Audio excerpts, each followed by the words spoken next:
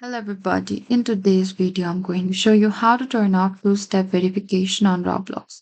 In order to turn off two-step verification, firstly open any of the web browser or you can also go to the Roblox app.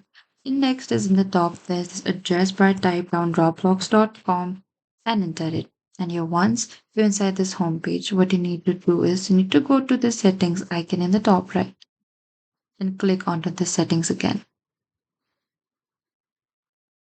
So over here, what you need to do is you need to click onto the security in the left hand side.